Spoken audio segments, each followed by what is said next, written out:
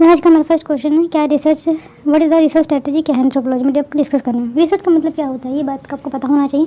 Research का मतलब होता है किस तरीके से आप किस चीज़ को फाइंडिंग करते हैं, फाइंडिंग करना है, किस तरीके से आप ऑब्जर्वेशन करते हैं, ऑब्जर्वेशन का क्या तरीका, किस तरीके मेथोडोलॉजी को क्या यूज़ करते हैं, ठीक है। तो इस तरीके से हम रिसर्च मानते हैं।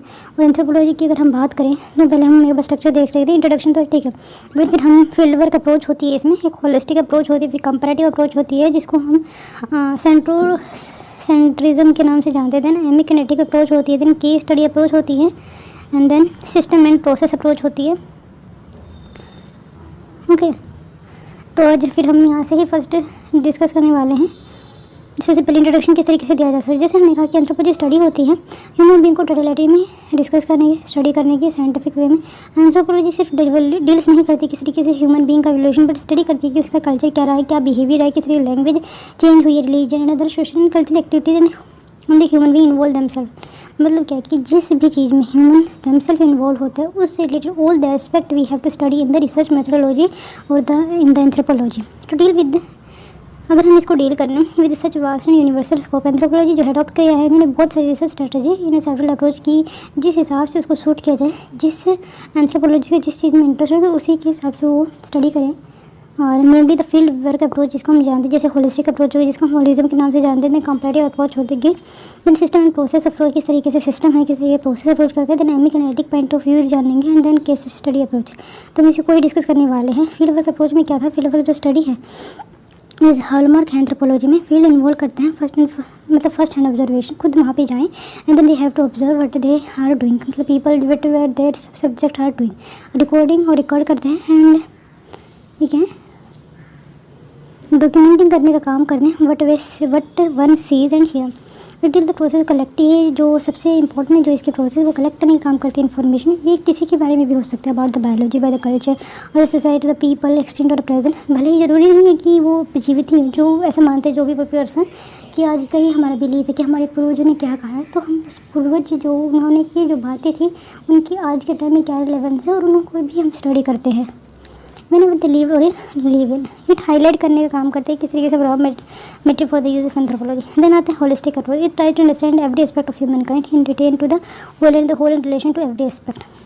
एंथ्रोपोलॉजी डील्स करता है किस तरीके ह्यूमन बीइंग टोटलिटी में, टाइम एंड स्पेस में, अगैन हम डील्स करते हैं किस तरीके टोटलिटी में, टाइम एंड स्पेस को in terms of human being we can discuss. ये सब्जेक्ट मैटर इंक्लूड करते हैं biological anthropology, archaeological anthropology, social cultural anthropology and linguistic anthropology. Biology में ये होता है किस तरीके से हमारा बायोलॉजिकल मेकअप है, किस तरीके से हमारा ब्लड है, किस तरीके से हमारा जेनेटिक है, किस तरीके हमारा डायना पासवर्ड है, किस तरीके से बिलोंग करते हैं, कैसे हमारा हेयर स्टाइल है, तो एक्सेट्रा हम बायोलॉजिकल एंथ्रोपोलॉजी में डिस्कस करते हैं। आर्कियोलॉजी एंथ्रोपोलॉजी में जो रिमेन्स रहेगा, जैसे इंडस वैली सिविलाइजेशन होगी, वहाँ का क्या आर्टिफैक्ट वगैरह रहा, तो क्या उसकी उस टाइम पर रेलेवेंस होगी, वी हैव टू जस्टिफाई, मतलब कि हमें एक कंक्लूजन पर पहुँचना होता है आर्कियोलॉजी में, मतलब कि हम आर्टिफैक्ट मटीरियलिस्टिक थिंग का यूज़ करते हैं आर्कियोलॉजिकल एंथ्रोपोलॉजी को पढ़ने के लिए। देना था हमारे सोशियोलॉजी, अगैन जो हमारा फैमिली हो गया, किनशिप होगी, क्लैन होगा, लीनियज हो गया, रिलीजन हो गया, एक्सेट्रा जो हम सोशल कल्चर में पढ़ते हैं जो इफेक्ट करते हैं किस चीज़ को, ह्यूमन को इन द सोशल वे, जैसे इंस्टीट्यूशन, जैसे family as institution, marriage family as institution, इस तरीके की हम स्टडी करते हैं एंथ्रोपोलॉजी में। एंड देन आता है हमारे लिंग्विस्ट एंथ्रोपोलॉजी, ये holistic approach and made anthropology the widest discipline. इसी की वजह से हम कह सकते हैं कि जो हमारा एंथ्रोपोलॉजी होलिस्टिक अप्रोच में हम ह्यूमन को स्टडी करते हैं। प्लेथर ऑफ सोशल साइंसेज भी जो है, जिस तरीके बहुत सारी सोशल साइंसेज है वो क्या करती है, कोई एक एस्पेक्ट लेती है देन उसकी होलिस्टिक स्टडी करती है, लेकिन हमारे में यहाँ नहीं है, हमारे में सारे पहलू को जो ह्यूमन का इफेक्ट कर सकते हैं होलिस्टिक स्टडी में, तो हम उसको इंक्लूड करते हैं। ये हमें इनेबल करते हैं कि हम फुल अंडरस्टैंडिंग कर सकें कि किस चीज़ की फुल अंडरस्टैंडिंग किसकी, ह्यूमन की। क्यों? क्योंकि हमें ह्यूमन के बारे में जान जितना ज़्यादा है, क्योंकि हमें उससे पर्सपेक्टिव मिलता है, फिर हमें ऐसा लगता है कि क्या हम ऐसे भी जी सकते हैं। नेक्स्ट जो है कंपैरेटिव अप्रोच। कंपैरेटिव मतलब क्या होता है, ये कंपेयर करता है जिस तरीके से हमारी जो रेस है, जैसे हम निग्रोइड हो गया, कुस्कोइड होते हैं, कुस्कोइड है किस तरीके से निग्रोइड से लगे, किस तरीके से उनमें डिफरेंस है, वो कंपेयर करने का कोई एक यहाँ पे सही और गलत की बात नहीं है, बस कंपैरेटिव की कितना हम गलत है, मतलब कितना हम डेविएट है from that particular reference point. For example we if we are a Caucasoid and then we have to compare with the Mongoloid. Mongoloid में क्या हो, जो उसका जो हेयर होता है वो थोड़ा क्रॉस सेक्शन उसका ज़्यादा होता है, तो हमारे में थोड़ा कम होता है। कंपैरेटिव है ये सब चीज़ें, ठीक है। देन था ये try to find out element common to the biology, और ये ट्राई करता है किस तरीके से जो कॉमन एलिमेंट है फिर उसको कंपेयर करना है बायोलॉजिकल टर्म में, कल्चर और सोसाइटल टर्म में, people which are full true of whole human. At the same time where there is जहाँ पे डिफरेंस होता है comparative try to find out the cause for this. अगर कुछ ऐसा होता है, मान लीजिए कि मैं और आप अलग अलग है, सेम ह्यूमन है लेकिन कुछ अलग है, डिफरेंस है, कल्चर में थोड़ा अलग है, तो उसमें जो रीज़न है, क्या रीज़न रहा है, तो वो कंपेरेटिव अप्रोच जो है इसी तरीके से हम फाइंड आउट करने की कोशिश करते हैं। जो हमारे साइकिक यूनिटी ऑफ मैनकाइंड है, जिसमें हमारे विटल ने बोला था कि जो पीपल है उनकी क्योंकि साइकिक यूनिटी जो है वो सेम होती है, पर ऐसा नहीं होता क्योंकि हमारी डिमांड सेम है, तो हमारे उसको नहीं सब, हाँ डिमांड सेम है और हमारे पास रिसोर्स भी सेम है कहीं ना कहीं, तो हम उसको अप्रोच करने की कोशिश करते हैं। हम we could not change the biological structure. For example ऐसा नहीं हो सके कोई अफ्रीका का पर्सन हो घास को खा रहा नहीं, क्योंकि हमारी बॉडी इस तरीके से डेवलप है कि हम घास नहीं खा सकते, हमारे में स्टार्च को जो तोड़ने वाला enzyme that could not B find. तो इन द सेम वे तो हम जहाँ पे डिफरेंस आता है तो what is the reason behind the same, whether it be the environment reason हो सकता है, whether it be the nurture reason हो सकता है, whether it be the culture reason हो सकता है, या फिर लीनियज जो हमारे ट्रेडिशन है, कल्चर है, उस तरीके किस तरीके से डिफरेंस हो सकता है, तो हम पता लगाने की कोशिश करते हैं। कंपेरेटिव अप्रोच, ये जो अप्रोच है एनेबल करता है कि हम क्लियर कट अंडरस्टैंडिंग रहे universal general particular feature of the human kind, human biology, culture and society of human kind, right. मतलब इसमें हमारा जो मेन मोटिव होता है कि हम क्लियर कट अंडरस्टैंडिंग और यूनिवर्सल किस तरीके से, किस चीज़ को यूनिवर्सलाइजेशन कहते हैं। फॉर एग्जांपल मैरिज है, मैरिज इंस्टीट्यूशन हम कह सकते हैं कि यूनिवर्सल है, वेज अलग अलग हो सकती है, to acquire mate can be different, but the main purpose of the marriage is institution to get progeny and to get offspring, that is the main purpose and that is common in all of the thing. But जैसे हमारे Africa का Zande जो एक group है, that should not be included here because it has the different way of doing the thing, वो भी ऐसा नहीं होता है। पहले इसमें देखते हो ये एक लड़की है, इसने मैरिज की इस पर्सन से, यहाँ पे एक पर्सन है, तो क्या होगा अभी इसको यहाँ से हटा देगा, बल्कि कि एक मैन से शादी कर लेगा और ये जो बच्चा होगा वो इन दोनों तीनों का बच्चा ये केयर करने के काम करते हैं। ये ज़रूरी नहीं है खुद ही मर जाती है और या फिर कुछ ऐसा है उसमें सिस्टम होता है, पर वहाँ पे बच्चे जो है वो पाया ही जाता है। ठीक है, अब आते हैं हम एटिक, हेमिक। हेमिक का होता है अंदर, एटिक होता है बाहर से। इट डील्स विद द एमिक और द पीपल व्यू। अगर हमें एमिक करते तो उनके अंदर की पीपल की भावना कि हम ये ऐसे क्यों करते हैं, तो वो हमें जानने की ज़रूरत है। एटिक में होता है ये एंथ्रोपोलॉजिकल व्यू किस तरीके से आ सकता है उस स्टडी में, और ये जो बायोलॉजिकल कल्चर सोसाइटी डिफ्रेंशिएट कर सकता है, ये ट्रांसलेट करने का काम करता है people view and anthropological view as to communicate the perspective of people in terms of perspective anthropology. मतलब ये है क्या पीपल का पर्सपेक्टिव है और क्या एंथ्रोपोलॉजी का पर्सपेक्टिव है। तो हम एटिक को कह सकते हैं एंथ्रोपोलॉजी का पर्सपेक्टिव, एमिक को कह सकते हैं ये जो है पीपल्स का itself themselves have the perspective, right. तो द अप्रोच जो है प्रोवाइड करती है कि कंप्लीटनेस टू द डिस्क्रिप्शन, जैसे हमने होलिस्टिक कहा था, होलिस्टिक में हमने ये कहा था किस तरीके से हम हर एक आदमी जो है ह्यूमन का जो अफेक्ट कर सकता है उसको हर एक चीज़ को पढ़ने के स्टडी करने के काम करते हैं। लेकिन इसमें क्या होता है कि हम पीपल को मेनली स्टडी करते हैं, पीपल के जो हमारे खुद के भी व्यूज़ आते हैं, और सेकेंडली जो हमारे पीपल हैं जिसको हम पढ़ाई करें, जो हमारे सब्जेक्ट हैं, that should be study, right. Then आता है हमारा case study approach. Case study approach में ये काम करने का काम करते हैं किस तरीके से हम depthly biological, cultural, social aspect को of individual, family and social community और सिंगल एपिसोड को एग्जामिन कर सकते हैं with in depth. By analysing several case study from the society on the same topic one can learn about the subject matter of anthropology. मतलब किस तरीके से हम एनालाइज कर सकते बहुत सारी केस स्टडी के साथ, लेकिन वो सेम ही सोसाइटी होगी और सेम ही टॉपिक की होगी। फॉर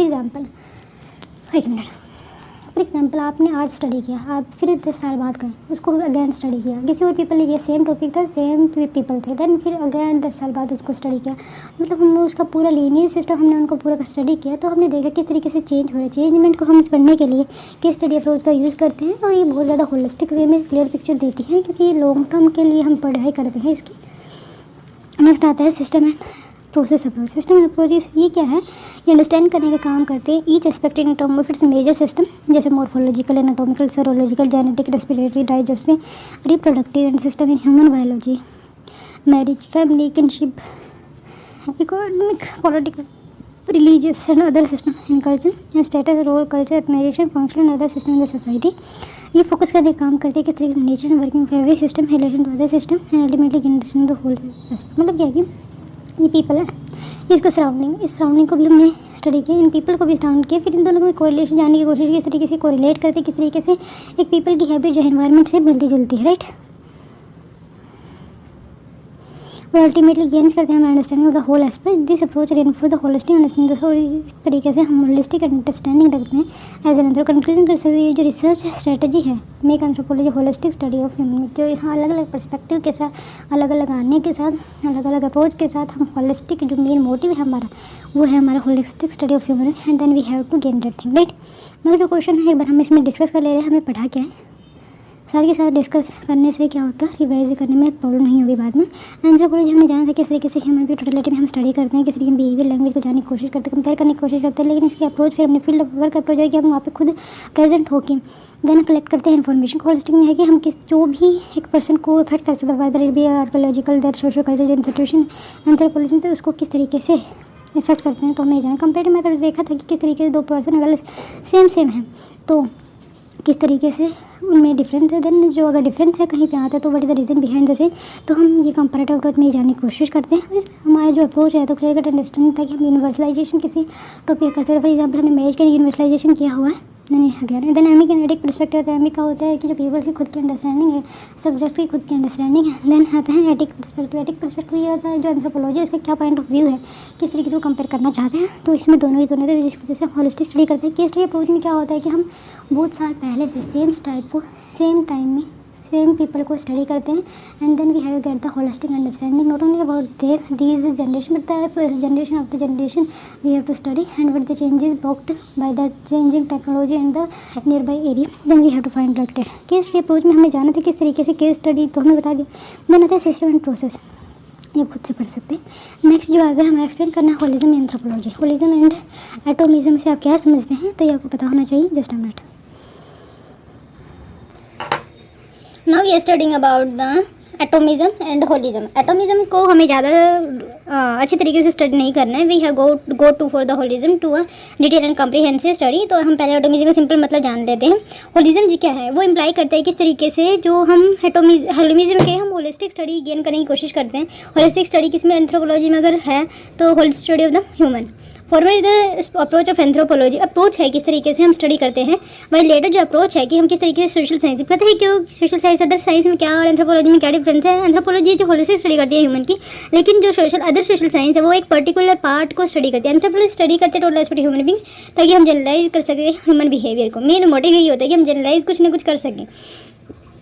एटोमिज्म की हम बात करें जहाँ पे reduction of an element of particular thing की हम एक रिप्रेजेंट करते हैं, पार्ट स्टडी होती है।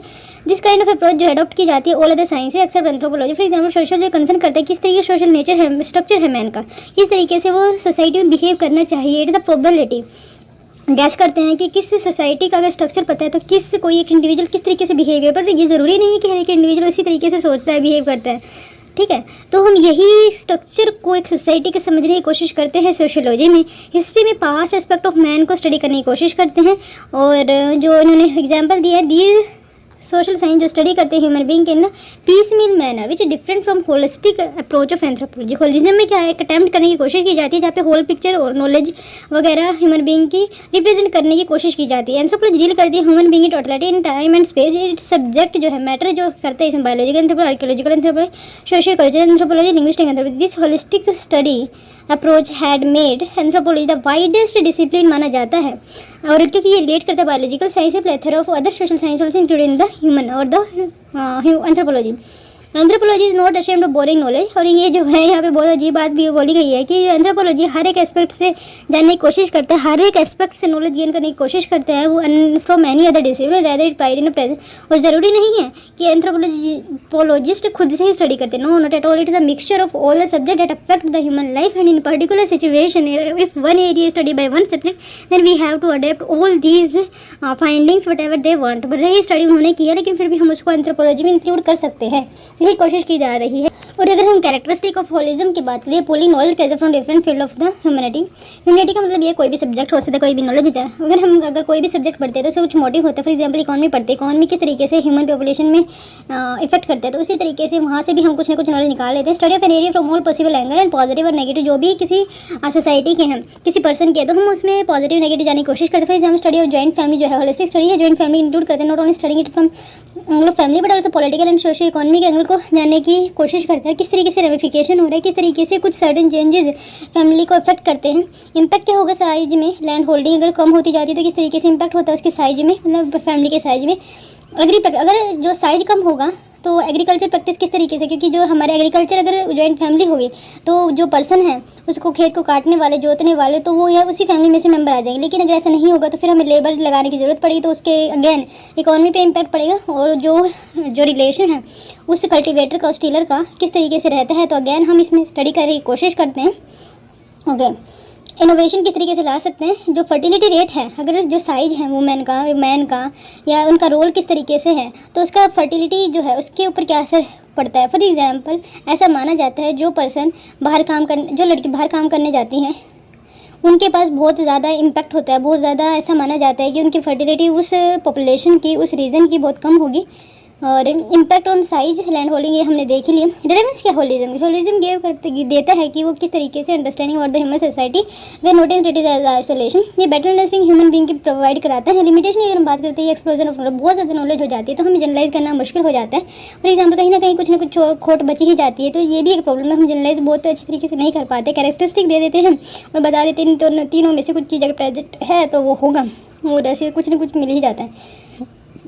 इंक्रीज कम्युनिकेशन, फॉर एग्जांपल हमारी खुद की एंथ्रोपोलॉजी में ज़्यादा क्या कहते हैं उसको, हमारी खुद की एंथ्रोपोलॉजी में ज़्यादा रिसर्च वर्क नहीं होता है, जिसकी वजह से हम जो है डाटा जो है वो किसी और ब्रांच से ले लेते हैं। तो ये भी एक प्रॉब्लम है कि जो एंथ्रोपोलॉजी है खुद से अपना एक आइडेंटिटी के रूप में नहीं उभर पाया है, इसकी इंपॉर्टेंस को अभी तक यूटिलाइज नहीं किया गया है। देन आता है increase expense of subject, hence not possible to study personally everything that, मतलब जो क्या है इसकी जो वास्टनेस है हम उसको नहीं पढ़ सकते हैं। तो इस वजह से भी हमें बहुत ज़्यादा ज़रूरत होती है कि हम दूसरे डिसिप्लिन से लेके आएँ। और नेक्स्ट है ग्रोइंग, जिससे स्पेशलाइजेशन इंक्रीज हो रखी है। It because of commitment to specialization anthropology है कम्युनिकेट करते रहते हैं with fellow anthropologist from other branch and use information gathered by other holism. मतलब क्या है कि होलिज्म में क्या होता है कि आपने कुछ इन्फॉर्मेशन कलेक्ट की, हर एक, जैसे इसने पास्ट किया, जैसे हिस्ट्री हो गया, इसको हमने हिस्ट्री कहा। ये सोसाइटी स्ट्रक्चर के बारे में क्या है, इसने हमने ये कहा। देन बायोलॉजिकल, जो क्या क्या इफेक्ट करते हैं बायोलॉजी, तो उसको बायोलॉजिकल में डाल दिया। तो वहीं से हमने सारी इन्फॉर्मेशन ले ली, और जो एक पर्सन को इफेक्ट कर सकते हैं उसको अलग से एंथ्रोपोलॉजी में डाल दिया। तो ये भी इसकी प्रॉब्लम है। कंक्लूजन की बात करें, this approach made anthropology unique discipline है अपने आप में इन कंपेरिजन अदर सोशल। तो हमने बस ये बताने की कोशिश किया होलिज्म एंड एंटोनिज्म में आपको फर्क पता होना चाहिए, कौन कौन सी साइज होलिज्म में आते हैं, ये भी आपको पता होना चाहिए। ओके, अब हम चलते हैं अपने 7th क्वेश्चन में। एक्सप्लेन करना है anthropology not only help us understand genetically transmitted differences but also cultural. Okay, आपको एक्सप्लेन करना है यहाँ पे किस तरीके से एंथ्रोपोलॉजी हेल्प करता है आपको जेनेटिकली जो ट्रांसमिटेड डिफरेंसेस हैं along with the culture difference. तो जेनेटिकली में क्या आ जाएगा, ब्लड ग्रुप आ सकता है, ब्लड ग्रुप के साथ साथ और क्या आ सकता है, रेस आ सकता है। रेस का कंसेप्ट हमारा बायोलॉजिकल है, कोई डिजीज़ आ सकती है। और कल्चर में क्या आ सकता है, कल्चर का अगेन मैरिज सिस्टम कैसे है, हमारे पॉलीएंड्रस है, फैमिली सिस्टम कैसे है, whether it be the joint family और एसेक्टर जो भी हमारे 2 से लेकर 5 रिलीजन किस तरीके से फॉलो किया जाता है, ये भी होता है। पार्ट 1 में जो जेनेटिकली मॉडिफाइड है ट्रांसमिटेड डिफरेंसेस, जैसे ए बी ब्लड ग्रुप कैसे है, कौन सी पॉपुलेशन में आर एच ब्लड ग्रुप कैसा है, हाइट कितनी है। जैसे फॉर एग्जांपल जो यूरोपियन है उनकी जो हाइट है वो ज़्यादा रहती, क्यों रहती है, क्योंकि उनको ज़्यादा ज़रूरत होती है एनर्जी की, और तो इस वजह से उनकी हाइट ज़्यादा होती है। आई कलर की क्या बात की गई है, eye colour, hair colour, texture, skull shape किस तरीके से, जैसे ब्रेसोफाइली हो गए, डेलिसोफाइली हो गया। देन स्किल कलर अगेन, कोज क्या है जेनेटिक डिफरेंसेस के। ओके, और जेनेटिकली जो डिफरेंसेस है वो किसकी वजह से होते हैं, फिर हमने रीज़न दे दिया और इसको आपको बिल्कुल अच्छी तरीके से एक्सप्लेन करना है। अगर आप आंसर लिखते हैं तो म्यूटेशन कैसे होती है, isolation, migration, selection, in breeding, genetic drift and genetic load. ठीक है, apart from knowledge of genetic की transmitted differences there are culture difference in society, such difference होता है क्लोथिंग का, लिविंग हैबिट्स का, एक्सेट्रा। तो हम उसको में डिफरेंस करने की कोशिश करते हैं। The difference sometime led to the conflict की वजह से भी मतलब कन्फ्लिक्ट भी लेड कर देते हैं, जिसकी वजह से टॉलरेंस जो है इंक्रीज हो सकते हैं। फिर come the relevance of anthropology, तो यहाँ पे रिलेवेंस आता है कि किस तरीके से एंथ्रोपोलॉजिकल अप्रोच को यहाँ पे पर्सपेक्टिव जाने के लिए यूज़ किया जा सकता है। और कल्चर रिलेटिज्म, यहाँ से ही हमने फिर कल्चर रिलेटिज्म का नाम जाना, which represent different society with the different approach. Culture relativism का मतलब क्या है, ये एक एंथ्रोपोलॉजी का एटीट्यूड है जिसमें हम मानते हैं कि जो ऑल कल्चर पैटर्न है इक्वली वैलिड होते हैं, एंड एवरी कल्चर और any part thereof should be viewed in objective term में हमें देखना चाहिए through its own problem logic rational, मतलब प्रॉब्लम लॉजिक जो रेशनल है वो जो है उस ग्रुप के पर्सपेक्टिव से देखना चाहिए। It implies date one should not जज। हाँ, इसमें इसका मतलब ये होता है कि किसी भी पर्सन को जज नहीं करना चाहिए कि उसका by with own standard for example beef eating by non Hinduism cousin marriage by many community such as Muslim Christian and tribal को हमने उनकी ही प्रॉब्लम के हिसाब से जोड़ना चाहिए, बल्कि इनको जज नहीं करना चाहिए कि वो अपनी बहन से ही शादी कर लेते हैं, क्योंकि यहाँ पे एक टैबू माना जाता है किसी किसी कल्चर में। तो रिलेटिविज्म ये बोलता है कि हमें उनके पर्सपेक्टिव से वो देखना चाहिए, ना कि हमें अपनी ही विचारधारा के हिसाब से उनको जज करना स्टार्ट कर देना चाहिए। कल्चर रिलेटिविज्म जो अपोज करता है इथनोसेंट्रिज्म में, जिसमें एक एटीट्यूड माना जाता है और बिलीफ माना जाता है कि हमारी अपनी वैल्यूज़, हमारे अपने ट्रेडिशन, हमारे अपने कस्टम जो है बहुत ज़्यादा अच्छे हैं, बहुत ज़्यादा बेटर है और करेक्ट है as compare to that of other culture. Feature की अगर हम बात करें क्या होना चाहिए, every culture pattern equally valid. ये हर एक जो कल्चर अपने आप में वैलिड है, अगर वो अपने आप को सर्वाइव कर पा रहा है और वेलफेयर है उस सोसाइटी में, तो ये इक्वली वैलिड है। एनालाइज करना थिंग को इन term of internal consistency, logic and relevance. यहाँ पे हमारे साइंस का यूज़ होता है कि अपने ही हिसाब से हम उसको जज करें कि वेदर ये it is benefited to me और नॉट। Positive of neutrality, posture of neutrality मतलब क्या है कि हम किसी भी एक कल्चर के पक्षधर नहीं। फॉर एग्जाम्पल ये कह दे कि जो वेस्टर्न कल्चर है वो ज़्यादा सुपीरियर है, अरे यार उसकी खुद की खामी है, उसकी अपनी प्रॉब्लम है। हाउ यू कैन अंडरस्टैंड, भले आपको जो प्रॉब्लम उनमें लगती है तो हो सकता है it is very best suited in their own environment, in their own nurture habit, in their own culture, in their own economic organization, society, culture etcetera. ठीक है, तो यहाँ पे यही बताने की कोशिश की जा रही है। नॉन जजमेंट यहाँ पे अप्रिशिएट करना चाहिए, जो हमारा नॉन जजमेंटल एटीट्यूड है we should be appreciated because of strength. उसकी क्योंकि अपनी एक स्ट्रेंथ है, अपनी एक वीकनेस होती है एक कल्चर की, और जो भी वीकनेस होती है वो जब उजागर होती है, जब कोई प्रॉब्लम आती है तो हम उसकी जब सोल्यूशन निकालते हैं तो हम उस वीकनेस को देखते हैं, तो उसको रेटिफाई करने की कोशिश करते हैं। लेकिन ये भी याद रखना चाहिए कि हम किसी और के दबाव में आगे अपने आप को चेंज ना करें। That going to be very important. Because anthropology help करता है अंडरस्टैंडिंग में किस तरीके नॉट ओनली जेनेटिक जो डिफरेंसेस है हमारे सामने, but it also study the gene frequency, but also culture difference, it study of culture relativism and ethnocentrism. ठीक है, नेक्स्ट क्वेश्चन जो हम आगे बढ़ने वाले हैं 11.6 को, 11.5 आ चुका है, 11.6 anthropology is most liberating of all science and social science. Explain करना है कि जो एंथ्रोपोलॉजी है इसकी जो विचारधारा लिबरेटिंग है। लिबरेटिंग का मतलब ये है कि बहुत ज़्यादा लिबरल है। It has the umbrella term कि इसमें हर एक जो कल्चर है उसकी रिस्पेक्ट की जाती है, हर एक व्यू पॉइंट को हम उसमें जगह देते हैं, हर एक चीज़ को हम सही मान के चलते हैं और किसी को वीक नहीं समझते हैं, कोई जजमेंटल नहीं होते हैं as compare to other science. तो यहाँ पे हमें अपनी एंथ्रोपोलॉजी की तारीफ़ करनी है और कहीं ना कहीं जो अदर सोशल साइंस है उनकी बुराई करनी पड़ेगी। एंथ्रोपोलॉजी जैसे हमने जानते हैं वो स्टडी है ह्यूमन की in totality in term of time and space. ये जो साइंस है मैंने इस वर्क को दर्शाती है इन टर्म ऑफ इट्स वर्क। अगर हम इसके काम की बात करें, इसकी रेलेवेंस जो है 100 ईयर से इंक्रीज़ हुई है। Anthropology has consistently try to liberate us from validity facilities and misnomer, जो है जैसे हमारा रेस का कंसेप्ट है, रेसिज्म कंसेप्ट है। It has successfully explore the myth जो है सोशल एंड कल्चर सुपीरियोरिटी के हैं एंड रेसिज्म। जैसे हमने उसका ब्रिटिश की जो आर्ग्यूमेंट थी रिगार्डिंग इंडिया की जो इंडियंस है या फिर साउथ एशियन जो कंट्रीज़ के लोग है, that is the white man burden है। भगवान ने उनको हमारे लिए भेजा है कि they have the liberating us. It put the entire Mankind on the same and the pedestal. और ये जो सब्जेक्ट है हमारा, हर एक ह्यूमन मैनकाइंड को, ह्यूमन एज अ रेस को एक पेडेस्टल पे, सेम पेडेस्टल पे रखते हैं, जिसकी वजह से हेल्प करते हैं कि हम जो मेंटेन कर पाते हैं पीस को, हार्मनी को, फ्रेटर्निटी को in the world which is a pre requisite. किसी भी जो सबसे ज़्यादा महत्वपूर्ण चीज़ है वो डेवलपमेंट के लिए और प्रोग्रेस के लिए। Right from the beginning it has apparently perform the responsibility of performing student about the nature of the world. Further white and flunter ने बोला है कि जो एंथ्रोपोलॉजी है from the starting of its beginning hit, मतलब ये बहुत अच्छी तरीके से परफॉर्म किया इसने, प्रोड किया अपने स्टूडेंट को कि a way of thinking about the world, किस तरीके से हमें अपने वर्ल्ड को थिंक करना चाहिए। मतलब ये जो एंथ्रोपोलॉजी है एक तो ह्यूमन को सेम पेडेस्टल पे रखते हैं, at the same point of time it give the perspective how in the different permutation combination a person can live, right. At the same time provide them intellectual equipment देते हैं enabling time to open their mind. ये broader mind perspective जब होता है तो broad mind हो, so that they can contemplate का मतलब होता है सोचना, new ideas, facts and concept, क्या करने से क्या हो जाता है। थर्ड जो है एंथ्रोपोलॉजी कंट्रीब्यूट करता है हमारे फॉर्मेशन में, इनलाइटमेंट सिटीजनरी में, फ्रॉम अदर नैरो प्रोकियल फीलिंग को दबाते हुए, which it self is a liberating phenomena, जिसकी वजह से खुद में ही एक लिबरेटिंग फिनोमिना है।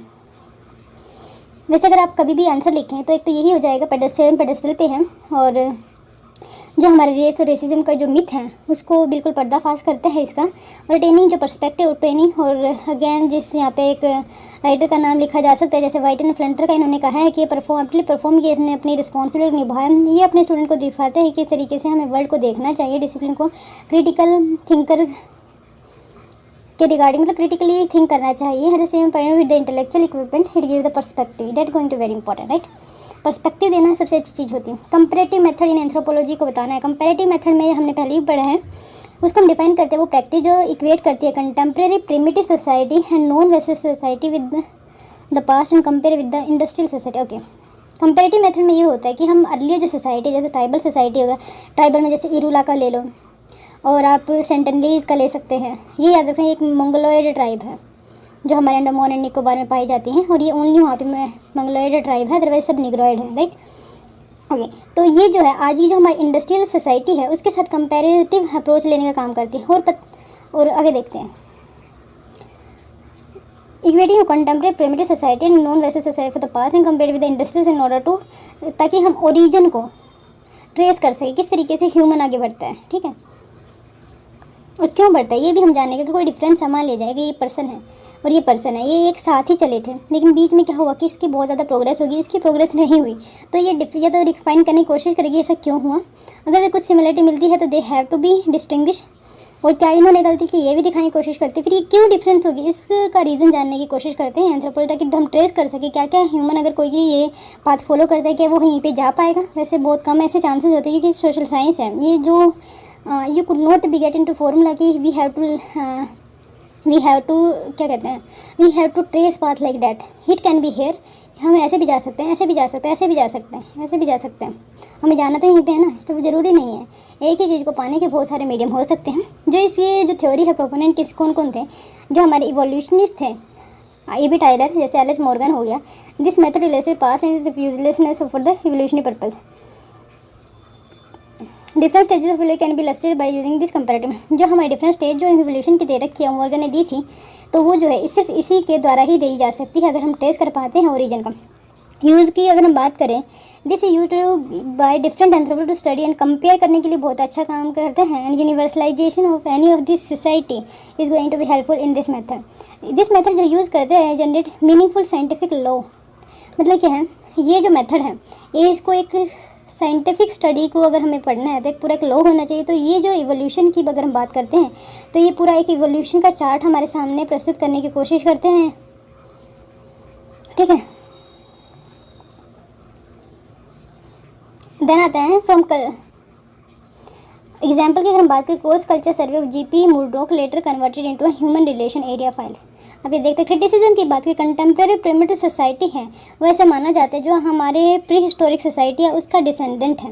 अगर हम बात करें as evolution means gradual change, अगर हम ऐसा मानते हैं कि जो इवोल्यूशन है वो ग्रेजुअल चेंज है, तो फिर हम किस तरीके से ज्यूम कर सकते हैं कि जो सोसाइटी है did not change for million से, फिर तो किस तरीके से हम कह सकते हैं जो मिलियन ऑफ ईयर्स अगो जो सोसाइटी थी वो चेंज नहीं होगी।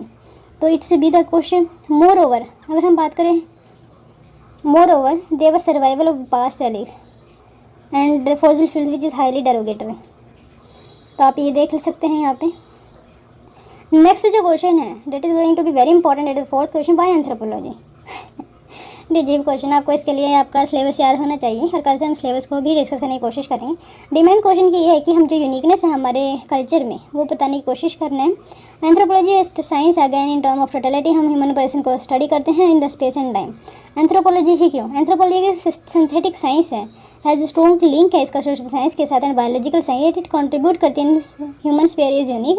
The major issue resolve by anthropology short span of its existence are many which make it study imperative. Understanding की बात करें तो ह्यूमन डिफरेंसेस की, anthropology has clarified all myth, इसने हर एक मिथ को क्लैरिफाई किया है regarding tribal being savage and barbarous. Culture relative concept जो है एंथ्रोपोलॉजी एक्सपोज किया, जो हमारे कल्चर एरोगेंस है।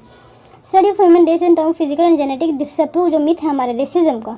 इट ऑल्सो प्रूव दैट जो फिजिकल डिफरेंसेस है between different group are the consequences and adoption of the each of the. अगर हमें देखो किस तरीके से एंथ्रोपोलॉजी ने हेल्प की है कि हम ह्यूमन डिफरेंसेस को जान पाएँ। एंथ्रोपोलॉजी ने क्लैरिफाई किया है जो ट्राइबल के रिगार्डिंग जो मिथ था, सबसे मेन इंपॉर्टेंट, कि हम बहुत सारी जगह पे हम प्रिमिटिव सोसाइटी, प्रिमिटिव तो नहीं, ट्राइबल सोसाइटी को ही हम प्रिमिटिव मानते हैं, but it the most advance form of the society in the real time. And are जो कंट्री है, आर जो सिविलाइजेशन है, आवर जो पीपल है और जो society are going toward the tribal area. But थोड़ा डिफरेंस है कल्चर में, पार्ट में, जिसमें इंडिविजुअल को ज़्यादा प्रेफरेंस दी जाती है। जो मेड चूज़ करने की जो पावर है ट्राइबल में, itself is there and the people there is happy with that thing. The centralization, decentralization power is there. The जो लीडर होता है वो सिर्फ और सिर्फ इंटीरियर, जब अगर कन्फ्लिक्ट हो जाता है उसको सोल्व करने का काम करता है, otherwise all fellow are free and that is the most comprehensive and the most advance society. So we can not say that जो ट्राइबल जो लोग हैं वो पिछड़े हुए हैं, ऐसा हमें ना तो हमारा हक है बोलने का और ना हम बोल सकते हैं। अगर हम उसके एग्जांपल को देखें, अगर सिर्फ हम उसकी वेशभूषा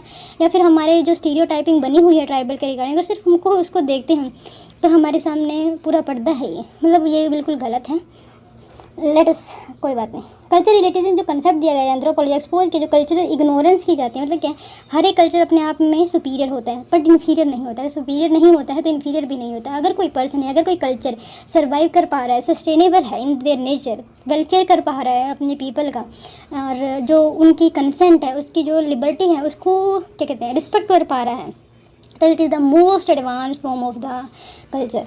तो हम उस पर क्वेश्चन मार्क नहीं उठा सकते हैं। तो यही बात कल्चर रिलेटिविज्म में बोली गई है कि वी कुड नॉट जज the culture by our own stereotyping thought of world and society. ठीक है। Study of human race in term of physical and genetic feature provide myth. Okay, जिस तरीके से हम स्टडी करते हैं ह्यूमन रेसेस का इन terms of physical and genetic, जो रेसिज्म का जो मिथ है उसने इसको डिसअप्रूव किया है। बहुत अच्छा काम अगर कोई आप बोल सकते हैं एंथ्रोपोलॉजी निभाए कि जो वो रेस और रेसिज्म का जो कंसेप्ट है उसको डिसमेल करने की कोशिश की गई है।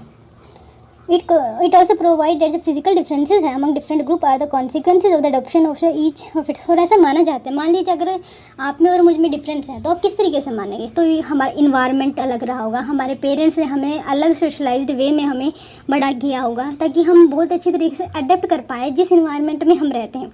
इन द सेम वे जो हमारे डिफरेंसेस है कल्चर में, तो वो इसको हम ऐसे समझ सकते हैं कि किस तरीके से हमने उस इन्वायरमेंट में जगह बनाई, उस इन्वायरमेंट के साथ रहना सीखा। ये रहना ही नहीं बल्कि सस्टेनेबल वे में रहना सीखा। The main point is here is sustainable. Okay, next जो काम किया है एंथ्रोपोलॉजी ने, डेट इज कि हमने अपने आप को समझा है। किस तरीके से समझा है?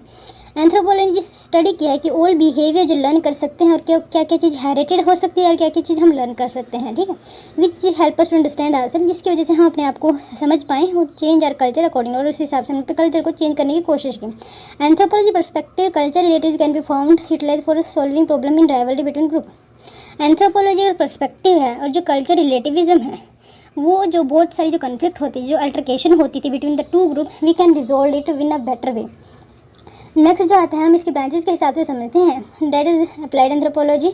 उसमें हमने क्या कि जो administer utilize service anthropology in policy making में जो एंथ्रोपोलॉजिस्ट का रूल है, फॉर एग्जांपल जब सेंसस काउंट होता है वहाँ पे बहुत अच्छी तरीके से यूज़ होता है। जब हम नेशनलिटी की डिफाइन करने की बात आती है तो भी हमारे एंथ्रोपोलॉजी, अप्लाइड एंथ्रोपोलॉजिस्ट का बहुत बड़ा योगदान रहा है। And administration various area utilising the knowledge of जो culture variation and felt need approach. Then आता है हमारा action anthropology. Anthropology themselves involve होते हैं प्लानिंग में, एडमिनिस्ट्रिंग में, और जो ताकि ट्राइबल लोग का वेलफेयर किया जा सकते हैं, या फिर जिस स्टडी जो सब्जेक्ट है, उनका सब्जेक्ट नहीं बोलना चाहिए, it's like you have to be the bookish, we have a people. So I think MBBS Munna Bhai देखने के बाद मुझे ये सब्जेक्ट बोलना खुद अलग लगता है।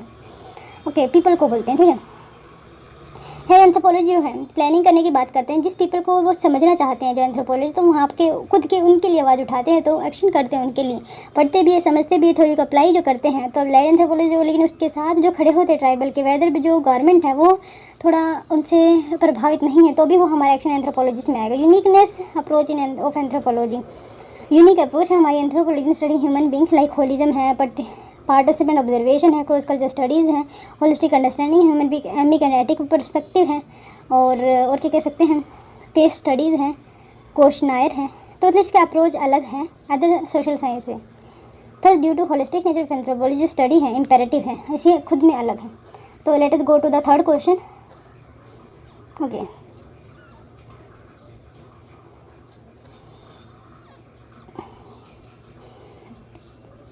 आपको डिस्कस करना है क्या डिस्कस करना है, ओरिजिन क्या है और डेवलपमेंट किस तरीके से हुआ एंथ्रोपोलॉजी। डिस्कस करना है क्या हिस्ट्री रही है एंथ्रोपोलॉजी की।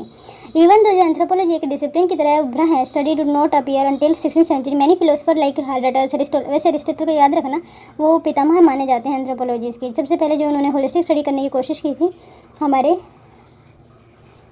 स्टडी मतलब कंडक्टिंग स्टडी ऑफ, अच्छा एक मिनट, अभी देख सकते हैं। Informal beginning first study of anthropology कब स्टार्ट हुई, यहाँ पे ये दे रखा है। एंथ्रोपोलॉजी जो बिगिनिंग है 5th सेंचुरी बीच में स्टार्ट की गई थी, जब first time about studies of anthropology, जो ग्रीक फिलोसफर थे जिसको Herodotus, other Greek philosopher who conducted related research were Aristotle 400 BC में उन्होंने रिसर्च किया था किस तरीके से जो ह्यूमन है बिहेव करते हैं, तो वहीं से हमारी एंथ्रोपोलॉजी की स्टार्टिंग मानी जाती है। In Roman era also, in the era Roman philosopher जो है, ये जो यहाँ पे नाम दे रखे हैं, ल्यूरेटिकस made significant contribution in the field while in हिडी area. Roman philosopher like Tacitus है, जो है इन्होंने बहुत इंपॉर्टेंट रोल प्ले किया। अब आती है किस तरीके से सिस्टमेटिक स्टडी किस तरीके से स्टार्ट हुई थी, जैसे 17th और 16th सेंचुरी BC में। Historian often claim that anthropology जो डिसिप्लिन ओरिजिनेट हुआ था ड्यू टू रेनेसांस हुआ था फ्रांस में, इंडिया में भी हुआ है, उसको फादर माने जाते राजा राममोहन राय को। जैसे सिस्टमेटिक डेवलपमेंट हुई एंथ्रोपोलॉजी की बाय कॉलोनलिज्म, किस तरीके से कॉलोनलिज्म ने हमारे एक न्यू सब्जेक्ट को जन्म दिया, क्योंकि जो पॉलिसी मेकिंग नहीं कर पा रहे थे कौन, कॉलोनिलिस्ट, वो वहाँ के कल्चर को नहीं समझ पा रहे थे, तो वहाँ पे जो कल्चर को समझने के लिए वहाँ पे एंथ्रोपोलॉजिस्ट का जन्म हुआ। इवन जो एडमिनिस्ट्रेटर थे वो क्या हुआ कि पहले तो उन्होंने स्टार्ट किया कि क्या किस तरीके से अच्छी तरीके से पॉलिसी बना सकते हैं, लेकिन वो पॉलिसी का तो नहीं पता, लेकिन वो क्या हुआ, एक मिनट, पॉलिसी तो नहीं, लेकिन वो इंटरेस्ट हो गए कि किस तरीके से पीपल बिहेव करते हैं, किस तरीके से उनका डिफरेंट कल्चर है, they got interested and then they can interfere, and जिसकी वजह से हमारा अर्ली टाइम में हमारा एक एंथ्रोपोलॉजी नाम से एक सब्जेक्ट उभर कर आए। ये बोलने की कोशिश की 16th सेंचुरी में जो स्कॉलर थे, sociology talk about the anthropology in the wake of the जो फ्रेंच रिवॉल्यूशन हुआ था, हर्बर्ट स्पेंसर जिसको हम कहते हैं। जो टर्म एंथ्रोपोलॉजी को कॉइन की गई थी 16th century by German university के द्वारा। 16th सेंचुरी में एंथ्रोपोलॉजी के टर्म को कॉइन किया गया था, वे जो प्रोफेसर के द्वारा वहाँ पे दोस्त time it is not study at a different discipline, वहाँ पे जो है इसको डिफरेंट डिसिप्लिन की तरह नहीं स्टडी किया जाता था, ठीक है, बट ये पार्ट होता है, it is understood with the systematic examination लेकिन की जाती थी एंड ऑब्जर्वेशन किया जाता था किस तरीके से रिलेशन हुआ मैंने द फिजिकल एंड मॉरल में। पता है ये कल्चर का ही पार्ट माना जाता है, जैसे हम सोसाइटी पढ़ते हैं, सोसाइटी में कल्चर पढ़ते हैं, फिर कल्चर को जो पढ़ता है वही एंथ्रोपोलॉजी को पढ़ते हैं, तो ऐसा भी माना जाता है कि ये पार्ट है हमारे कल्चर का। इवन जो पहले हमारे अर्लियर इंडिया में it is a part of the culture department only. Some of the noted जो राइटर थे researcher who try to differentiate anthropology as a different discipline were Michael too, ये आप देख सकते हैं। Some of the noted early publication the field of anthropology were the Historia Naturalis, जो एक French naturalist थे, नेचुरलिस्ट का मतलब जो ही स्टडी करते थे इन्वायरमेंट को, and Gorges बुफॉन which is encyclopedia in which 2 out of the 44 volume जो थे डेडिकेट किए गए थे एंथ्रोपोलॉजी के रिगार्डिंग। मोस्ट रिवोल्यूशनिंग जो वर्क किया गया एंथ्रोपोलॉजी को चार्ल्स डार्विन ने किया गया था in the form of the जो वोग ऑफ बैगिली है ना, बैगल 1845 में की थी, और जो ओरिजिन हुआ था स्पीसीज का 1859 AD में। अगर हम बात करें सिस्टमेटिक बिगिनिंग ऑफ स्टडी, पहले हमने जाना किस तरीके से अर्लियर फॉर्म में बिगिनिंग हुई थी इनफॉर्मल वे में, फिर सिस्टमेटिक हुआ जो हमारे 16th और 15th सेंचुरी के पर्सन से किस तरीके से जर्मनी में वहाँ पे प्रोफेसर ने एंथ्रोपोलॉजी को डिफाइन किया। देन हमारे 44 में से 2 जो वॉल्यूम थे एंथ्रोपोलॉजी को डेडिकेट किए गए, और देन फिर हमने जाना किस तरीके से Charles Darwin was of bagel and original species देखी थी, तो उसमें ही हमारे एंथ्रोपोलॉजी का जन्म माना जाता है। फिर देखते हैं आप किस तरीके से सिस्टमेटिक स्टडी की गई है बिगिनिंग ऑफ एंथ्रोपोलॉजी। तो 19th सेंचुरी एंथ्रोपोलॉजी है सिस्टमेटिक सिंथेसिस था एंड स्टार्टेड सेपरेट डिसिप्लिन के रूप में इसको स्टार्ट किया गया, और उसको हम एंथ्रोपोलॉजी को अगेन अलग अलग पार्ट में डिवाइड किया, जैसे फिजिकल एंथ्रोपोलॉजी हो गया, सोशल कल्चरल एंथ्रोपोलॉजी हो गया, calling themselves anthropologist. How the different branch of anthropology had begin to exist at different time, लेकिन जो है डिफरेंट ब्रांच अगर मान लें तो पहले जब स्टार्ट होते तो एक पार्ट का स्टार्ट है, जैसे सोशल कल्चरल एंथ्रोपोलॉजिस्ट सबसे पहले हुआ, फिर फिजिकल में भी हमने इसको इंक्लूड कर दिया, देन हमारा आर्कियोलॉजी जो एंथ्रोपोलॉजी है उसको स्टार्ट किया। मतलब क्या है कि जो ये डिफरेंट टाइम में इस सब्जेक्ट का ओरिजिन हुआ है, जो ऐड किए गए हैं इसमें सब्जेक्ट, ओके। देन आता है आपका फिजिकल एंथ्रोपोलॉजी, जो ओल्डेस्ट ऑफ द ब्रांचेस है इसमें फिजिकल एंथ्रोपोलॉजी की रही है। जर्मन एंथ्रोपोलॉजी जैसे John F Blumenbach played instrumental role in the development of physical anthropology. Social culture anthropology की बात करें तो during 17th and 18th century some sociologist and other scholar जो रहे हैं उन्होंने सोशल एंथ्रोपोलॉजी की बात की, जैसे हर्बर्ट स्पेंसर इसमें बहुत अच्छा एग्जाम्पल है। अगस्ट कॉम्टे अगेन था the branch of social culture started here. Then आता है किस तरीके से ओरिजिन रहा है और किस तरीके से डेवलपमेंट रहा है एंथ्रोपोलॉजी का, फिर किस तरीके से पार्ट किया है डार्विनिज्म की जो थ्योरी थी, जो हमने उनकी ओरिजिन स्पीसीज बुक 1845 की पढ़ी है, अभी अभी देखी डार्विनिज्म एंड कॉलोनिज्म क्या रोल प्ले किया है हमारे एंथ्रोपोलॉजी को सब्जेक्ट एज ए उभरने के लिए। तो हमारे डार्विन का हम अगर रोल देखें तो आर मार्रेट ब्रिटिश एंथ्रोपोलॉजिस्ट, उन्होंने कहा है कि Marett anthropology is child of Darwinism. उन्होंने कहा है कि जो चाइल्ड है कौन, एंथ्रोपोलॉजी एक चाइल्ड है किसका, डार्विनिज्म का। But this judgement is refuted on the following, लेकिन उनको भी फिर नकारा गया है किस तरीके से, डार्विन जो himself inspired by the concept of evolution which was in existence in some social sciences also. मतलब क्या है कि जो एवोल्यूशन का कंसेप्ट डार्विन ने दिया था, तो जो डार्विन थे वो इन्फ्लुएंस थे, या फिर अदर सोशल साइंस में भी हम इस एवोल्यूशन के कंसेप्ट को पढ़ते हैं। सेकंड जो पॉइंट डार्विनिज्म जो है, Darwin was also inspired by economist Malthus. Darwin जो है इटसेल्फ, जो हम वैसे पढ़ेंगे 10th चैप्टर में, कि जिस तरीके से मैल्थस से इंस्पायर्ड थे, इम्प्लाइड जो सीट ऑफ एंथ्रोपोलॉजी है ऑलरेडी जो है डार्विन की जो बुक में है वो इंक्लूडेड है। जो एंथ्रोपोलॉजी है इन्फ्लुएंस की गई है डार्विनिज्म में, but it can not be called, but उसको हम ये नहीं कह सकते चाइल्ड है डार्विनिज्म। ये स्टेटमेंट कहीं किसने है ये भी आपको पता होना चाहिए। आर मार्ट जो ब्रिटिश एंथ्रोपोलॉजिस्ट है उन्होंने ये बात बोली थी। रोल ऑफ कॉलोनिज्म की अगर बात करें, इंडस्ट्रियल जब यूरोप में स्टार्ट हुई और ये जब चल ही रहा था, कॉन्सिक्वेंट जो यूरोपियन थे pressing need of new market, उनको न्यू मार्केट चाहिए थी, रॉ मटेरियल चाहिए था, जिसकी वजह से वो डिफरेंट कॉन्टिनेंट में like America, Africa and Asia में घूमना स्टार्ट किया। उसकी वजह से क्या हुआ कि जो मिशनरीज थे, ट्रैवलर थे, एडमिनिस्ट्रेटर थे, उन्होंने कलेक्ट किया डाटा को, इन्फॉर्मेशन को, सोसाइटी को, कल्चर को, उनके फिजिकल फीचर को, उनकी क्या क्या खामियाँ रही हैं, किस तरीके से हम उनको दबोच सकते हैं। इनका काम था किस तरीके से रॉ मटेरियल निकाल सकते हैं, किस तरीके से वो राइवलरी का फायदा उठा सकते हैं between the two group. For example उन्होंने अफ्रीका में भी ये कंसेप्ट बहुत ज़्यादा यूज़ किए, which of the native for the purpose of establishing, ताकि कॉलोनिज्म वहाँ पे अच्छी तरीके से एस्टेब्लिश हो सके और सस्टेनेबल वे में वहाँ पे रह सके, ताकि वे जो रॉ मटेरियल निकाल सके और जो वहाँ पे एज ए मार्केट की तरह अपने सामान को ला के बेच सकें। This information flooded Britain and other, जिसकी वजह से क्या हुआ कि बहुत सारी इन्फॉर्मेशन जो है about the society, about the culture जो है ब्रिटेन एंड यूरोपियन कंट्रीज में फैलना स्टार्ट हो गई। वेरियस स्कॉलर ने जब इनको थ्योरेटिकल इंटरप्रिटेशन किया अपने हिसाब से, मतलब बेसिक ऑफ दिस इन्फॉर्मेशन जो स्कॉलर थे लाइक ब्रिटेन एंड अमेरिका के अंदर, उन्होंने अपना ही इवोल्यूशन का थ्योरी सोसाइटी के तरीके से वह देना स्टार्ट किया। कल्चर एंथ्रोपोलॉजी यहाँ पे डेवलप हुआ, देयरफॉर जैसे बिगिनिंग है एंथ्रोपोलॉजी, उसकी वजह से एंथ्रोपोलॉजी की जो बिगिनिंग है वो स्टार्ट हो गई। देन अब बात आती है किस तरीके से डेवलपमेंट हुआ एंथ्रोपोलॉजी के 19th and 20th century. First academy में जो पोजीशन थी एंथ्रोपोलॉजी वो हेल्ड की गई थी एडवर्ड टायलर, जो ऑक्सफोर्ड में पढ़ाते थे 1884 के अंदर। बहुत इंपॉर्टेंट ईयर है, please do remember the fact. Almost immediately after जो फ्रेंच बोर्ड थे, इवन जो उनके professor anthropology in United state at Clark University, ये आप पढ़ सकते हैं, मैसाचुसेट्स। ओके, क्या हुआ कि जिस तरह एडवर्ड टेलर सबसे पहले 1884 में आए, उसके बाद फ्रांच बोझ आए, वो फर्स्ट प्रोफेसर थे एंथ्रोपोलॉजी के यूनाइटेड स्टेट में और क्लार्क यूनिवर्सिटी मैसाचुसेट्स स्टेट के अंदर। First course in general anthropology start किया गया 1885 में यूनिवर्सिटी ऑफ वर्मोंट। अब आपको ये पता लगाना है ये वर्मोंट कहाँ पे सिचुएटेड है। रीज़न क्या है किस तरीके से स्लो डेवलपमेंट हुआ, क्योंकि ग्रोथ जो है एंथ्रोपोलॉजी वो स्टार्टिंग में वेरी स्लो रही, क्यों ऐसा हुआ और क्यों उसको इतनी इंपॉर्टेंस नहीं दी गई, हम अब ये जानते हैं। लैक ऑफ विजन था किसी हर एक यूरोपियन में, मतलब इन्फॉर्मेशन बहुत ज़्यादा थी, किस तरीके से इसको एक सब्जेक्ट में ढाला जाए, किस किस चीज़ को इंक्लूड किया जाए, it's all be the problematic for that. Lack of vision होना part of the European to recognise the similarity, और जो फिजिकल एंड कल्चर एस्पेक्ट है नॉन वाइट का वो डिफ्रेंशिएट नहीं कर पाए। ऑल रिमोटली जो लोकेटेड सोसाइटी थी वे are not sharing the fundamental culture value of the European. जैसे ये हुआ कि उन्होंने उस सोसाइटी को पढ़ना स्टार्ट किया जो बिल्कुल भी लिंक नहीं करती थी वेस्टर्न सोसाइटी के साथ, लेकिन जो उनका नज़रिया था वेस्टर्न पीपल का या फिर ब्रिटिशर के जो इन्फॉर्मेशन को दी गई थी वो उसको अपने से कंपेयर करके देखने लग गए। ठीक है, okay.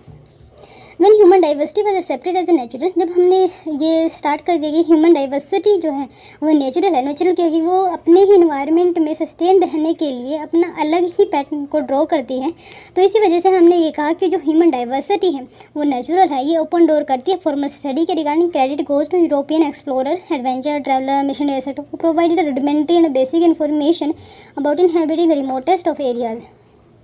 Okay, early anthropologist like Tylor, Morgan, Spencer, Boas etcetera, by and large American, उसको हम आर्मचेयर एंथ्रोपोलॉजिस्ट के नाम से जानते हैं क्योंकि उन्होंने जो अपना सेकेंडरी डाटा के साथ सेकेंडरी डाटा को यूज़ करके जो मिशनरी ट्रैवलर वगैरह ने बताए थे तो उन्हीं को यूज़ किया गया और अपनी थ्योरी को स्टार्ट किया, और उन्होंने कंपेयर करना स्टार्ट कर दिया अपनी ही कल्चर के साथ, अपनी ही सिविलाइजेशन के साथ। और फिर उन्होंने छोटा बड़ा सुपीरियर इन्फीरियर का यहाँ पे कंसेप्ट आ गया, जिसकी वजह से थोड़ा और यहाँ पे डाइवर्सिटी है उसकी कदर कम होना स्टार्ट हो गई। मेलिनोस्की एक ग्रेट एंथ्रोपोलॉजिस्ट रहे हैं, पोलिश ओरिजिन के थे वे। उन्होंने एक इंट्रोड्यूस किया था फील्ड वर्क और इन्होंने पूरे ही सब्जेक्ट को ट्रांसफॉर्म करने में बहुत इंपॉर्टेंट रोल प्ले किया। ड्यूरिंग द फर्स्ट क्वार्टर की अगर हम बात करें 20th सेंचुरी में एंथ्रोपोलॉजी स्टार्ट ब्लूज में जब स्टार्ट हुई, एंथ्रोपोलॉजी ब्लूज में होना मतलब अपने चरम सीमा पर पहुँचना या फिर फूलना खिलना ऐसे बोल सकते हैं।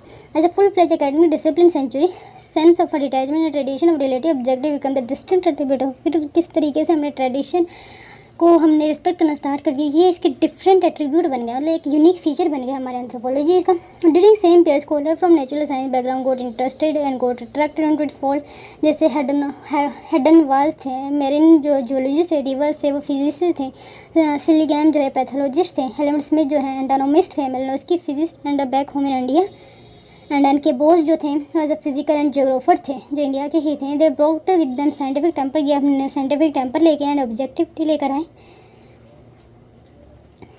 ठीक है, which during the last age help anthropology to become a natural mutual science या mature science. Later with the specialisation जब हुआ, स्पेशल ब्रांच यहाँ पे निकलना स्टार्ट हो गई, लेकिन पॉलिटिकल एंथ्रोपोलॉजी आया, लीगल एंथ्रोपोलॉजी आ गया, जेनेटिक एंथ्रोपोलॉजी आ गया, फोरेंसिक एंथ्रोपोलॉजी आ गया, एंथ्रोमेट्रिक आ गया। Even many of the branches of the and subject are originated. Okay, तो आपको मेरे हिसाब से ये क्वेश्चन समझ में आ गए, गोइंग टू वेरी इंपॉर्टेंट। और अब हम बात करते हैं सेकंड क्वेश्चन की। सेकंड क्वेश्चन वैसे मैं कल आपको बताए थे, चलो हम देखते हैं सेकंड क्वेश्चन क्या है। Nature and scope anthropology definition किस तरीके से दी जा सकती है। जैसे हमने पहले बताया एंथ्रोपोलॉजी स्टडी करते हैं किसको, ह्यूमन बीइंग को इन time and space and totality. तो एंथ्रोपोलॉजी डील करते हैं किस तरीके से एवोल्यूशन हुआ है मैन का, किस तरीके से स्पेस एंड टाइम में रेफर करता है, वेरिएट करता है, ठीक है। स्कोप क्या है, नेचर ऑफ एंड नेचर क्या है, किस तरीके का एंथ्रोपोलॉजी किस तरीके के पर्सन को स्टडी करते हैं, किस किस एरिया को ये इंपॉर्टेंट मानते हैं, यही यहाँ पर बात की जा रही है। From the definition it become obvious that anything that refer to it form affect करना है, रिजल्ट होना है मैन में, should become the part of the anthropology. So all human being है whether the plant animal life environment academic discipline everything are embraced in one term called anthropology. ये जो discipline and scope are unlimited और it may lead to बिगड़। जब बहुत ज़्यादा information होती है तो आप you could not determine what is good और what is bad and what is right and what is wrong, then it cause ambiguity. आपके लिए वो एक सही हो सकता है, दूसरे के लिए वो गलत हो जाए, तो उसमें एम्बिग्विटी आ जाती है, उसमें हम ऑब्जेक्टिविटी हम मिस हो जाती है, सब्जेक्टिविटी इंटरप्रिटेशन कह सकते हैं हम ह्यूमन पर्सन का, ह्यूमन कल्चर का। ओके, हमारे सेंट्रल प्रोग्राम की अगर हम बात करते हैं एंथ्रोपोलॉजी में कि वो किस तरीके से ह्यूमैनिटी को डिफ्रेंशिएट करेगी। हर एक कल्चर अपने ह्यूमैनिटी को अलग से डिफाइन करता है, तो यहाँ पे एक एक्सप्लेनेशन जो ह्यूमैनिटी की है पूरे वर्ल्ड वाइड वे में हम डिफाइन नहीं कर पा रहे हैं ह्यूमैनिटी क्या क्या एस्पेक्ट है जो इंटरफेयर करता है। फॉर एग्जाम्पल आपके लिए इन्वायरमेंट इंपॉर्टेंट नहीं है, लेकिन अफ्रीकन जो इक्वेटर के पास है वहाँ पे इन्वायरमेंट बहुत इंपॉर्टेंट रोल प्ले करते हैं। वेदर भी जिस तरीके से वहाँ पे जो डिजीज़ है लाइक मलेरिया बहुत ज़्यादा पाया जाता है, जिसकी वजह से जो सिकल सेल एनीमिया टाइप से वहाँ पे बीमारी या फिर खुद में ही अडेप्टेशन की गई है वहाँ पे कि पीपल को सिकल सेल एनीमिया, जिसकी वजह से क्या होता है कि जो रेड सेल हैं वो मुड़ जाते हैं तो उनको मलेरिया होने के चांसेस बहुत कम हो जाते हैं। तो again they have the adaptation because of the environment, but that is not find in the any of the other thing. For example malaria हमारे लिए क्या हो सकता है, सिकल सेल एनीमिया हमारे लिए डिजीज़ हो सकता है, लेकिन उन पीपल के लिए जिसके लिए एक वरदान का काम कर रही है कि वहाँ पर मलेरिया ज़्यादा नहीं हो पाता, तो उनको इनके लिए अच्छा है, जिसकी वजह से क्या होता है कि एम्बिग्विटी कल हो जाती है। जो सेंट्रल प्रॉब्लम है anthropology lies in the explanation of humanity. Hence major जो कंसर्न है एंथ्रोपोलॉजी का वो ओरिजिन रहा है डेवलपमेंट ऑफ स्पीसीज हो गई, manner in which the human form group, और किस तरीके से जो पर्सन है ग्रुप बनाते हैं डेवलप करते हैं distinct way of life and culture. Various limitation potential of Indian as आप बढ़ सकते हैं। एज अबव सेड एंथ्रोपोलॉजी जो है डील करता है किस तरीके की एवोल्यूशन हुआ, किस तरीके से वेरिएंट है in a man. We must add that we emphasise on two aspect of man, यानी बायोलॉजी के सोशल कल्चर में हम बहुत ज़्यादा ध्यान देते हैं। जो हमारी फर्स्ट ब्रांच हुई थी एंथ्रोपोलॉजी वो फिजिकल एंथ्रोपोलॉजी, तो बायोलॉजिकल उसमें बहुत ज़्यादा पार्ट है सोशल कल्चर। जो स्कोप है एंथ्रोपोलॉजी को हम डिस्क्राइब करते हैं 4 आर्मी में, जैसे बायोलॉजिकल फिजिकल एंथ्रोपोलॉजी में एक ही है। सोशल कल्चर एंथ्रोपोलॉजी हमें सोसाइटी के पैटर्न को स्ट्रक्चर को समझने की कोशिश करते हैं। देन आर्कियोलॉजिकल एंथ्रोपोलॉजी है जहाँ पे हम देखते हैं किस तरीके से ह्यूमन का एवोल्यूशन हुआ है और किस तरीके वो टूल यूज़ करते थे, किस तरीके से मेटलिस्टिक अप्रोच थी उस टाइम पे। देन आता है हमारा लिंग्विस्टिक एंथ्रोपोलॉजी, किस तरीके से उन्होंने स्टार्ट किया है बोलना पीपल है, ठीक है। अब थोड़ा सा हम यहाँ पे डिफाइन करने की कोशिश करते हैं बायोलॉजी के क्या करता है, ये करने का काम करता है बायोलॉजी बायोलॉजिकल वेरिएशन को स्टडी करता है। बायोलॉजिकल एवोल्यूशन की अगर हम बात करें इन्होंने जो थ्योरी दी गई है किसके दी गई है, डार्विन थ्योरी दी गई है, सिंथेटिक थ्योरी एंड प्रोसेस दिया गया है, माइक्रो एवोल्यूशन की रिगार्डिंग। ओह गॉड, ओके, बायोलॉजिकल वेरिएशन को हम पढ़ रहे थे, जैसे हम स्टडी ऑफ रेस को जेनेटिक्स या ह्यूमन फिजिकल जो ग्रोथ होती है किस तरीके से पढ़ते हैं, एंड ह्यूमन अडेप्टिविटी किस तरीके से हमने सिकल सेल एनीमिया का फिलहाल आपको एक एग्जांपल दिया है, तो ये ह्यूमन अडेप्टेबिलिटी है। फॉर एग्जांपल इग्लू में जो पीपल रहते हैं तो वो हम इतनी ठंडा एक्सप्लोर नहीं कर पाते, लेकिन फिर भी उन्होंने जो बर्फ़ के नीचे घर बनाना स्टार्ट किया जिससे गर्म रहता है तो खुद से ही नेचुरली, तो वो एक अडेप्टेशन है। Social culture anthropology, social culture anthropology में हम पढ़ते हैं किस तरीके से सोशल कल्चर रिवोल्यूशन हुआ है, किस तरीके से जो हमारे वेरियस इंस्टीट्यूशन है वो कम फॉरवर्ड हुए हैं, किस तरीके से वो बने हैं, किस तरीके से we have to adapt like that variation किस तरीके से आया हमारे नॉन मेटल कल्चर में। Social culture anthropology further study करते हैं किस तरीके से form of evolution and variation रहा है फैमिली के अंदर, मैरिज के अंदर, kinship, economy, politics, religion in various culture and society. Archaeology anthropology study करता है एवोल्यूशन को material culture with the help of the excavation of fossil and hearts and artifact. Linguistic anthropology it focus on unwritten जो language है non western people की, ये put theory करता है किस तरीके से लैंग्वेज बेस्ड मेल और यूरोपियन लैंग्वेज एंड एग्जामिन करता है किस तरीके से हमारी लैंग्वेज का इवोल्यूशन हुआ है, किस तरीके से फुल रेंज सोशल कल्चर की सेटिंग में जो लैंग्वेज इंपॉर्टेंट रोल प्ले करती है, स्टडी करता है किस तरीके से इवोल्यूशन हुआ है वेरिएशन लैंग्वेजेस के अंदर। फॉर एग्जाम्पल तो अगर हम कंक्लूड करना चाहें तो किस तरीके से कर सकते हैं, या जैसे हम स्कोप एंड जो नेचर है एंथ्रोपोलॉजी को वाइड है इंक्लूड करते हैं, जो हमारा biological, social culture, archaeological, linguistic of human being. More और यूनिक जो फीचर है एंथ्रोपोलॉजी वो है किस तरीके से हम होलिस्टिक स्टडी करना चाहते हैं पीपल की, ह्यूमन की, उनके कल्चर की, उनके लिंग्विस्टिक की, कल्चर रिलेटिविज्म है, सोशल कल्चर स्टडीज़ हैं, part of observation, academic point of view है, एंड केस स्टडी है, क्वेश्चनायर हैं, जो फील्ड थ्योरी जितने भी है जो पेपर राइट में आपको दे रखा है, तो आप यहाँ पे एक्सप्लेन करते हैं अदर साइंस। तो अब चलते हैं हम फर्स्ट क्वेश्चन की तरफ।